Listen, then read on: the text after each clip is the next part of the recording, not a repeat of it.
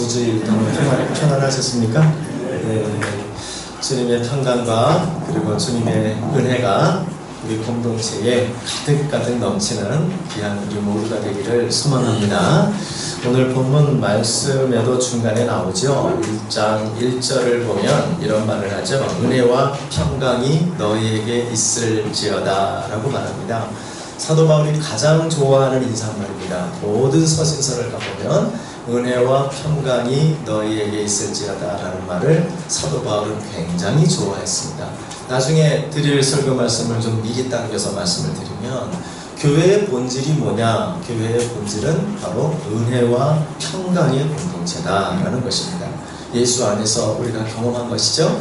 예수님을 만난 사람마다 은혜를 경험하고 예수를 만난 사람마다 평강을 경험하는 것처럼 우리가 교회로 함께 모이면 무슨 일이 생겨야 되자 정상이냐 하면 그 교회를 통하여 없었던 은혜가 우리 안에서 정말 넘쳐날 뿐만 아니라 세상에서 경험할 수 없었던 평강이 우리 안에서 경험이 돼야 되는 것이죠.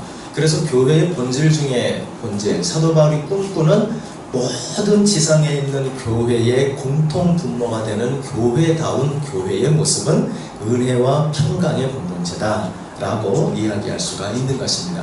조금 이따 다시 그 의미를 조금 더 제가 설명하기로 하고요.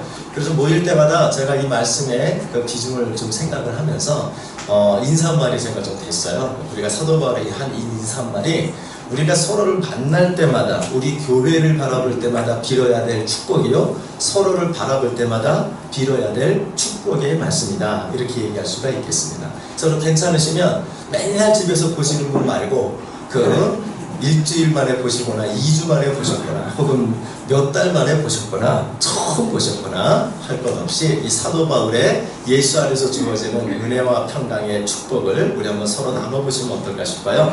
여러분 예수님 사랑하십니까? 네. 또 예수님의 그 은혜를 사모하십니까? 네. 예수님을 사랑하고 사모하는 그 마음을 가득 담아서 우리 맨날 보는 분에게 하지 말고 우리 가끔 보는 분들에게 한번 축복을 하십시다. 제 은혜와 평강이 넘치시기를 바랍니다. 하십시다.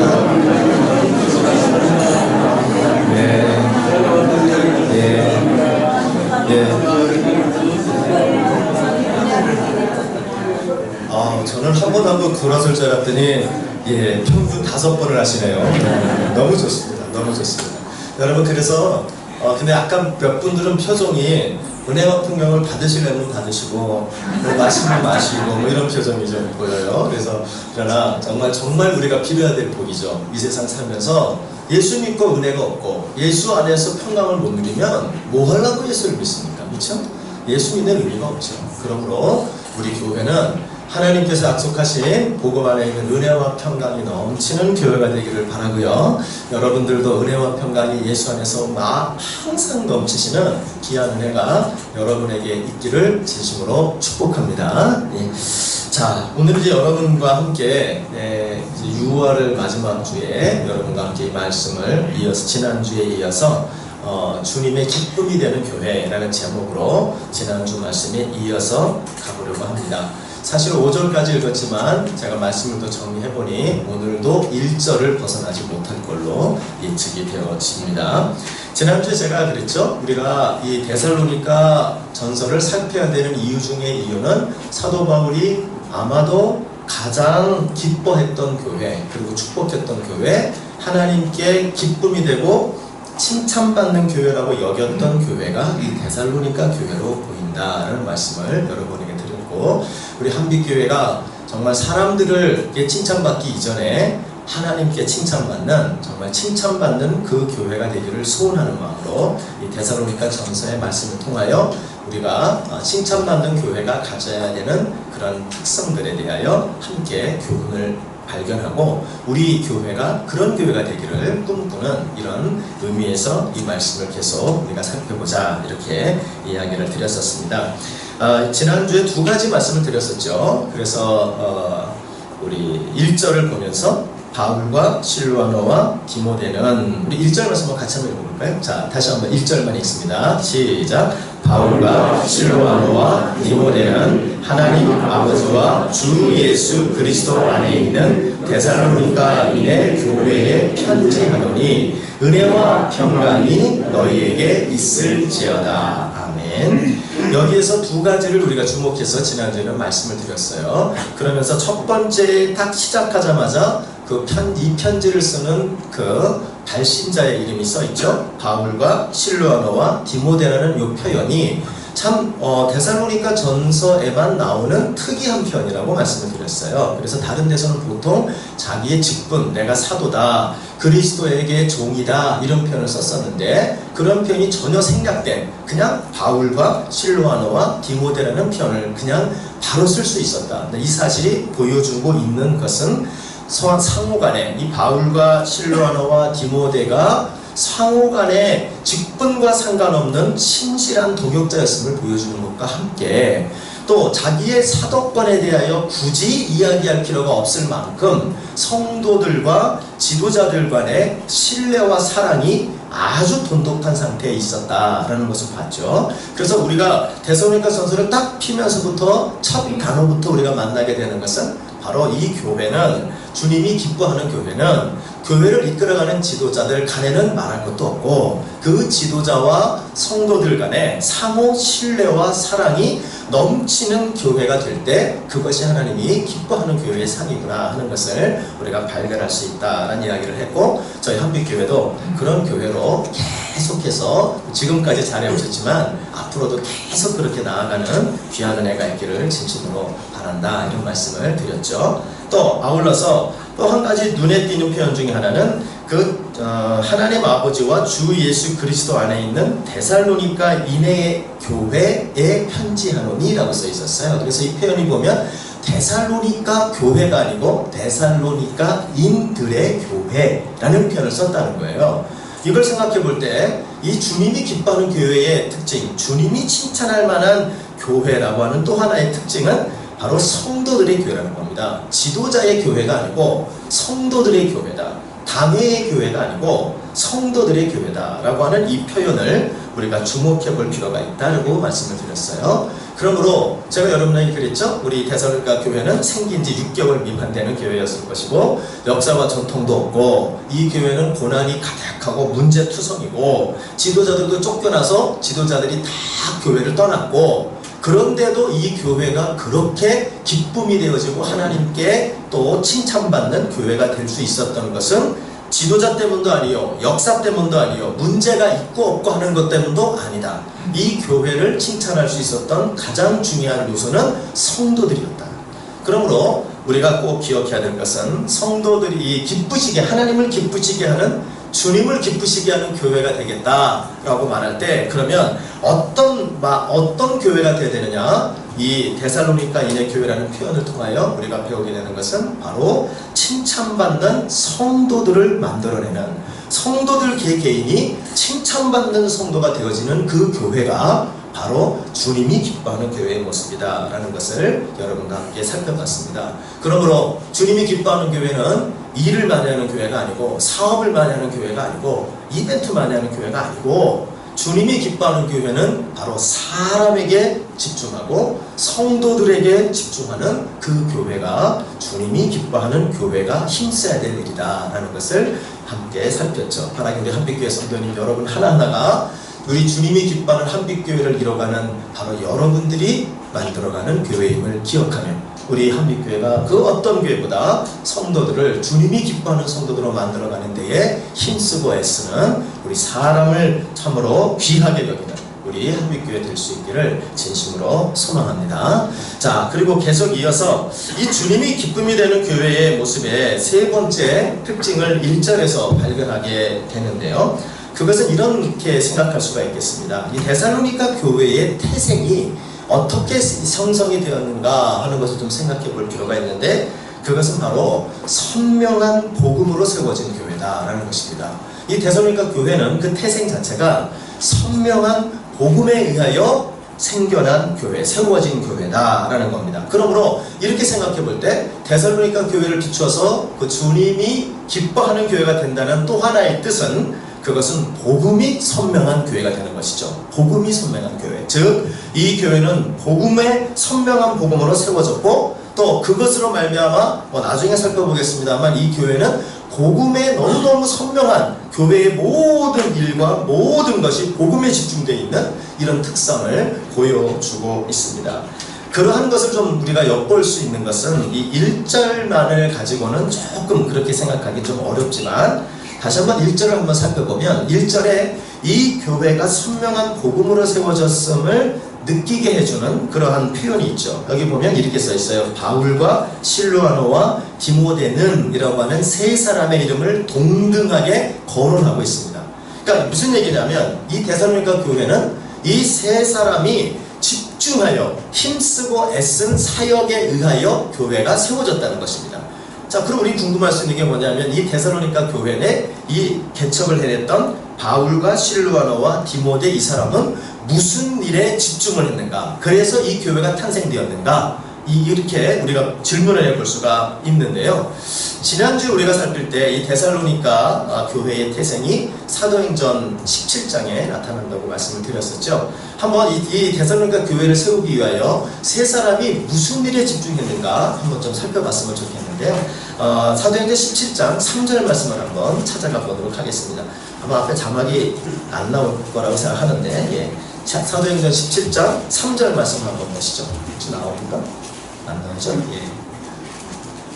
자, 한번 같이 한번 읽어보시죠. 2절부터 한번 읽어보겠습니다. 자, 찾으셨나요?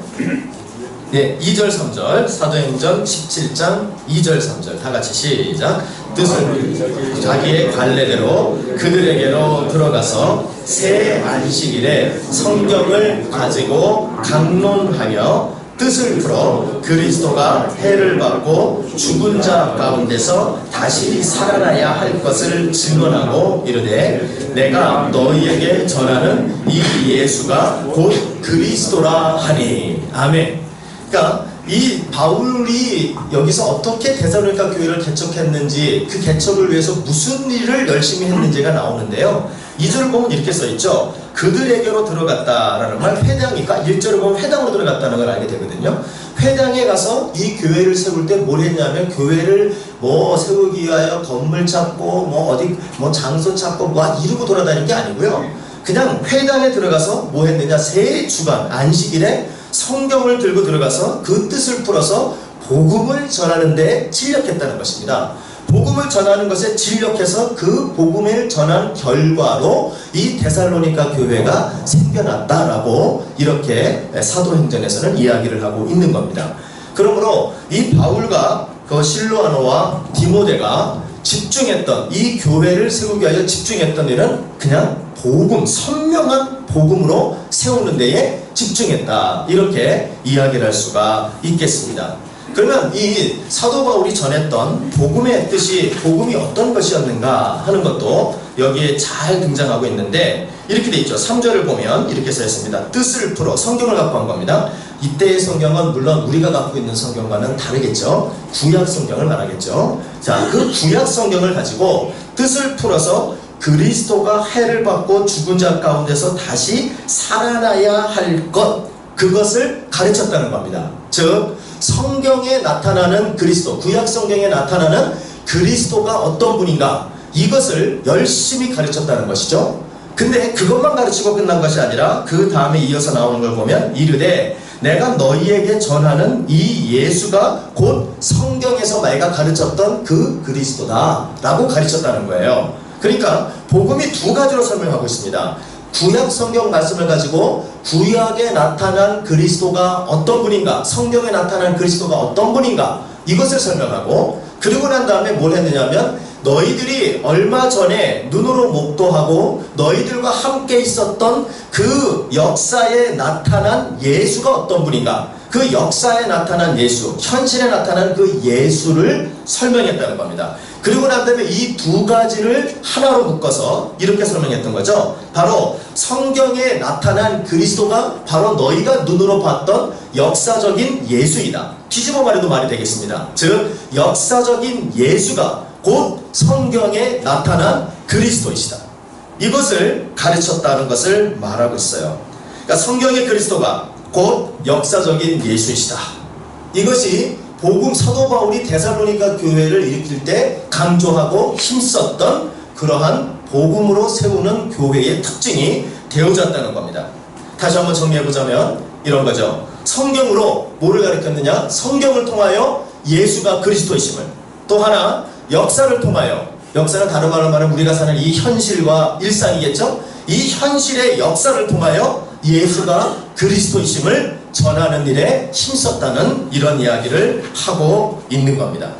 그러므로 이 두 가지가 이 데살로니가 교회의 안에 생겨나는 데에 태생적인 그러한 그 교회의 특징이 되었고, 이것은 나중에 데살로니가 전서를 쭉 읽으면서 살펴보면 이 교회가 이 두 가지 일에 굉장히 힘을 쓰는 교회가 되어 있었다 하는 사실을 우리가 알게 되어집니다. 오늘 우리가 많은 이야기를 듣습니다만 교회가 너무나 많지만 그 교회가 사실은 교회의 본질을 잃어버리는 것은 어떤 문제 때문이 아닙니다. 문제가 없는 인생이 어디 있습니까? 제가 종종 우리 섬기는 성도님들에게 얘기하지만 우리가 문제를 갖고 씨름하는 그런 인생을 많이 사는데요. 문제 없는 세상은 없어요. 문제 없는 길 바라면 빨리 가셔야 돼요. 자기밖에 없어요. 이 땅을 살면서 여러분이 문제 없는 거 경험해 본 적이 있습니까? 우리 단 한 번도 문제 없는 세상에서 살아보지 않았으면서 그러면서도 우리는 참 희한하게도 문제가 없기를 바랍니다. 교회요? 문제 있는 사람들이 모인 곳입니다. 왜 교회에 문제가 없겠어요? 교회는요 문제투성입니다. 제가 경험해보지만 그래도 교회는요, 교회가 아닌 일반 사회에서는 동호회나 이런 데서는요 그래도 성향이 비슷한 사람들끼리 모였기 때문에 거기는 문제가 있을 게 뻔하고 없는 건 없어요. 근데 교회는 그렇지가 않아요. 교회는 온갖 종류의 사람, 쉽게 말하면 예수 아니면 절대 일평생 상종하지 않았을 사람까지도 만나야 됩니다. 여기서요 내가 듣지 않을 소리 듣고요, 여기서요 내가 만나지 않을 얘기하고요, 내가서 하지 않을, 죄송합니다, 짓들을 합니다. 그러니까 이게 교회예요. 그러니까 교회는요 문제투성이에요. 저는 이렇게 거꾸로 역설적으로 표현하는 걸 좋아해요. 오죽 문제가 많으면 교회까지 나오겠냐고. 저는 이렇게 화창한 연기나 진짜 오죽 힘들고 문제를 해결할 능력이 우리 안에 없으면 예수를 다 믿겠냐고요. 그렇죠? 어떻게 보면요 세상 사람들보다 우리는 더 힘들게 살아요. 교회라는 데 안 나오는 게 최고입니다. 왜 이렇게 문제를 일으키는데 만나지 않아도 될 사람, 서로 부딪히지도 않아도 될 그런 사람들을 왜 만나고 살아야 돼요? 피곤하게. 근데 딱 한 가지죠. 예수 때문이란 말이에요. 예수 때문에. 그렇죠? 그러니까 문제는 이거죠. 문제 없는 교회는 세상에 아무 데도 없어요. 근데 문제 없는 교회는 없는데, 문제는 진짜 문제는 뭐냐? 문제가 있는 게 문제가 아니라 문제를 해결하지 못하는 게 문제인 거예요.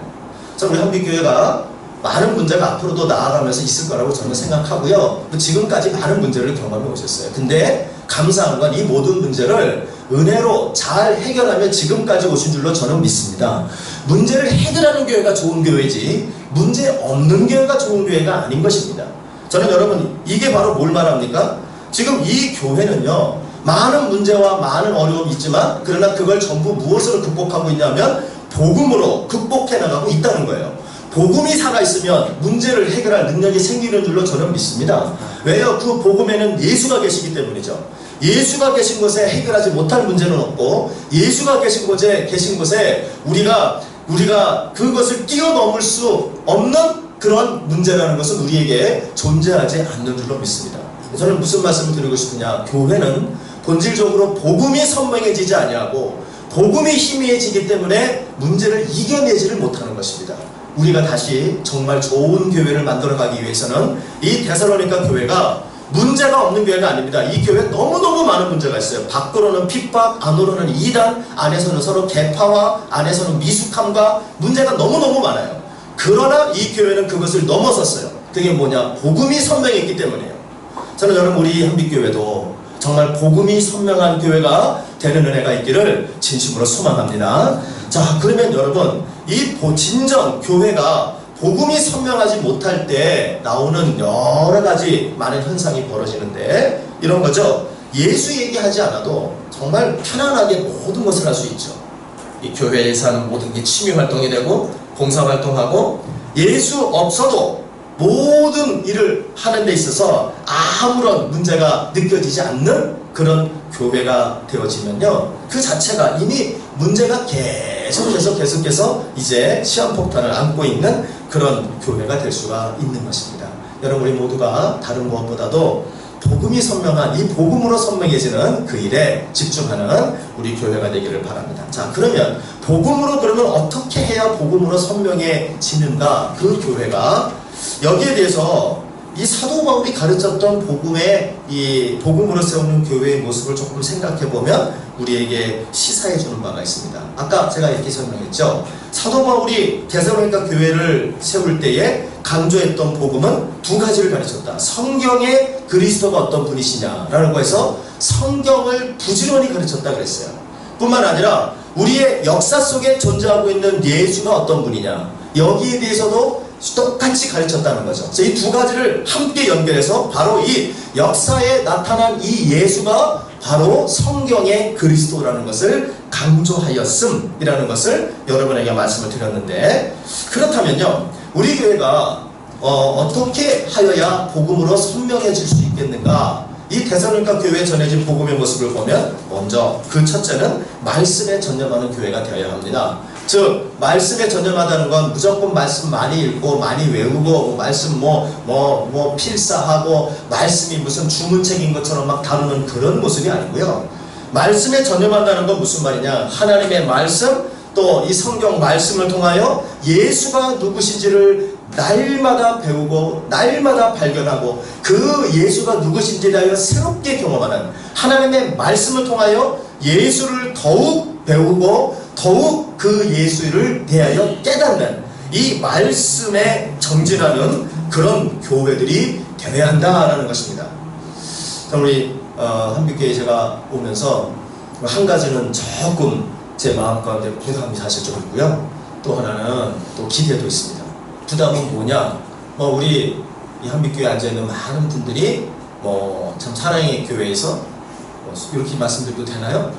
기라성 같은 그 훈련과 또 많은 사역을, 또 많은 직분을 경험하셨기 때문에 사실 한국교회 전체를 봐서 평균적인 퀄리티를 보면 상위 한 10%? 상위 한 5% 안에 성도의 수준이 올라갈 수 있는 그런 분들로 모이셨다는 제가 생각이 참 어떤 때는 참 부담이 제가 될 때도 있어요. 그래서 제가 부산에서 지금 생각하고 있지만 가보니까 그 교회하고 좀 비교하면 좀 약간 갭이 있어요. 그래서 제가 설교할 때 제가 어떤 때는 조금 엉터리까지는 아니지만 그 말씀에 조금 틀릴 때가 있어요. 설교자가 항상 모든 게 맞지 않거든요. 그래도 약간 다음에 수정을 해도 괜찮겠지 이렇게 생각을 하는데, 우리 여기 앉아 계신 분들을 생각하면 야, 이거 한번 성경 실수했다가 야, 이거 큰일 날 수 있겠다, 이런 부담감들도 저에게 오기도 합니다. 또 하나 기대는 그거예요. 제가 학생 시절에 가회를 많이 시켜봤는데요, 가회를 많이 시켜보니까 공부 잘하는 애 데리고 가야 하는 게 훨씬 낫더라고요. 빨리 알아듣고요, 재미도 있고요. 그래서 한편으로는 기대도 굉장히 큽니다. 근데 제가 이 말씀을 왜 드리는 거 하니, 제가 신학교 다닐 때에 내시동교회 박희천 목사님이 한번 강의를 하셨어요. 그러면서 우리 신학생들에게 도전을 했습니다. 무슨 도전이었냐면 이렇게 도전했었어요. 나는 목사가 된 다음에 한 가지 하나님께 서약을 했다는 거예요. 이게 무슨 서약을 했느냐면, 내가 목사 된 이후로는 1년에 3독씩은 매년 하겠다, 이렇게 약속을 하셨대요. 내가 그 약속대로 했는데 지금 내가 성경을 한 300독밖에 못했어, 이러면서 얘기하는 거예요. 우리 이제 기가 다 죽었죠. 그래서 우리 신학생들이 기가 죽어가지고 무슨 말씀 하시나요?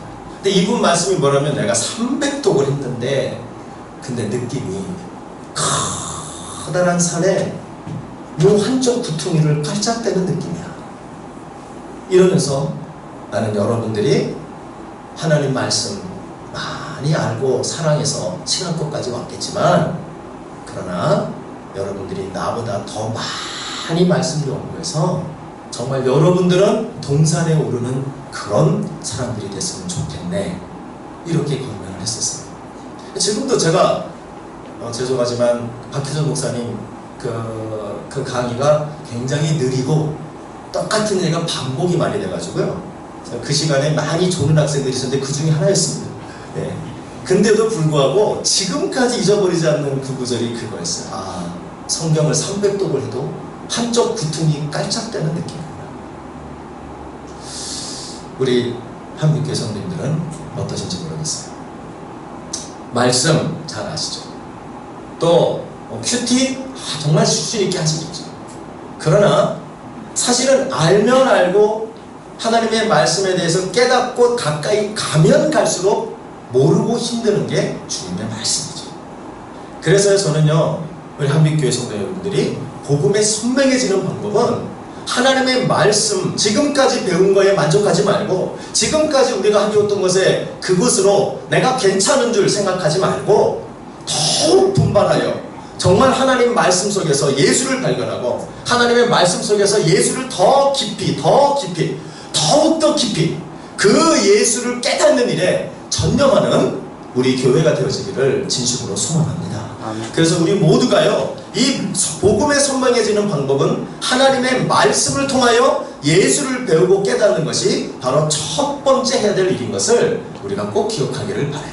또 하나, 이 데살로니가 교회가 그 복음에 선명해지는 것 중에 또 하나는 뭐냐면 현실 속에서 역사 속에서 예수를 드러내고 실천하는 그러한 성도들이었다는 거예요. 그래서 예수가 누군지는 몰라요. 그러나 그 데살로니가 교회 성도들이 하는 것을 보면 제가 예수가 누군지를 알겠는 거예요. 그것이 성도들의 모습이었어요. 말씀으로 예수를 부지런히 배워서 그 말씀 속에 나와 있는 그리스도가 누구인지에 대한 분명한 확신과 선포를 하면서도 동시에 내가 선포하고 있는 예수가 내 삶의 현실이 되고 내가 살고 있는 세상의 역사가 될 수 있도록 이 역사 속에서 예수가 누구이고 현실 속에서 예수가 누구인지를 드러낼 수 있는 그것이 또한 복음을 전파하고 복음에 선명해지는 교회의 또 하나의 모습이라는 거죠.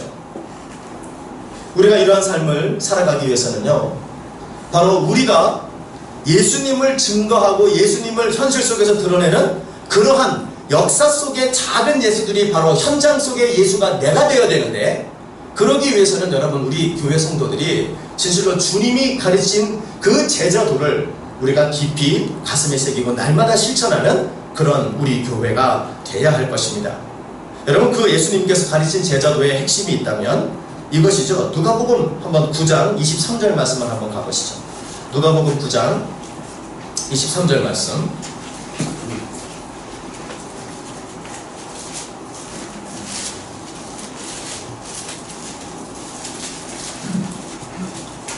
네, 큰 목소리로 한번 다 같이 읽겠습니다. 누가복음 9장 23절 말씀. 자, 괜찮으시면 다 같이 시작. 또 우리에게 이르시되 아무든지 나를 따라오려거든 자기를 부인하고 날마다 제 십자가를 지고 나를 따를 것이니라. 아멘. 제자도의 핵심인데 이것이 바로 우리의 현장 속에서 예수가 누구신지를 드러내는 방법으로 주님께서 제시하신 그러한 방법론이죠. 이 얘기가 우리에게 두 가지 면에서 매우 시사하는 바가 큽니다. 하나는 이거죠. 누구든지 나를 따라오거든. 따라온다는 여기서 이 나를 따라온다는 이 말 자체가 원어적으로 가면 그림자가 되는 것이다 라고 표현되어 있는 그런 주의를 봤어요. 그림자는 똑같지는 않죠. 그러나 항상 붙어 다니죠. 그래서 그림자가 되는 거예요. 예수의 그림자가 되기를 원한다면 어찌해야 되느냐? 그 키워드가 뭐냐면 자기를 부인하는 거랍니다. 자기 부인, 자기 부인. 자기를 부인한다는 말, 이 말에 대해서 참 어려운 말이기 때문에 제가 여기저기 책을 많이 봤어요. 근데 보다가 제가 이 자기 부인을 정말 잘 설명하고 있는 그 한 책을 제가 오래전에 만났는데 이제 본회포의 책이었어요. 본회포라는 사람이 이 자기 부인에 대해서 두 가지 면에서 해석을 하고 그것에 대해서 설명을 합니다.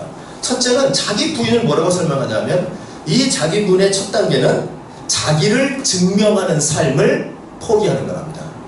자기 증명하는 삶을 포기하는 것이다. 우리 중에요, 악당들은요, 자기를 증명하는 게 아니라 남을 파괴시키는 삶을 삽니다. 그런 사람은 흔하지 않아요. 뭐 10명 중에 1명, 100명 중에 1명 있을까 말까. 그 한 명 때문에 모두가 힘이 됩니다. 근데 대부분의 사람들은 남을 파괴하는 삶을 살지는 않지만 많은 사람들이 내가 얼마나 가치로운 존재고 얼마나 내가 세상에 괜찮은 존재인지를 증명하는 삶을 살아간다는 거예요. 포네포는 이렇게 말합니다. 여기서 말하는 자기를 부인함이라고 한다는 것은 그것은 자기를 비워서 무아의 지경으로 간다는 그런 것이 아니라 이것은 바로 자기 증명의 삶을 더 이상 추구하지 않는 것이다 라고 말을 해요. 근데 그 말에 이어서 포네포는 그것으로만 끝나는 것이 아니라는 거예요. 더 적극적인 자기 부인이 있는데 그것은 바로 자기를 증명하는 삶을 포기하고 내 안에 나와 함께 하시는 예수를 증명하는 삶을 사는 것이다. 그것이 진정한 자기 부인이라는 것이죠. 여러분, 우리 한빛교회가 정말 예수를 증명해내는 교회가 되어지기를 바라고, 우리가 그러한 성도와 또 저는 목사죠, 또 우리 장로님들 계시죠, 그러한 직분자들과 그러한 성도들로 우리가 있어지는 그런 은혜가 있어지기를 소원합니다. 우리가 정말 자기 증명하는 삶을 멈추고 예수를 내 삶에서 증명하는, 예수를 증명해내는 일에 우리가 열심을 다하는 교회와 성도가 된다면 우리는요, 그 자체로 이 역사 속에서 예수가 누군지를 드러내는 복음으로 충만한 우리 교회가 될 수 있을 줄로 믿습니다.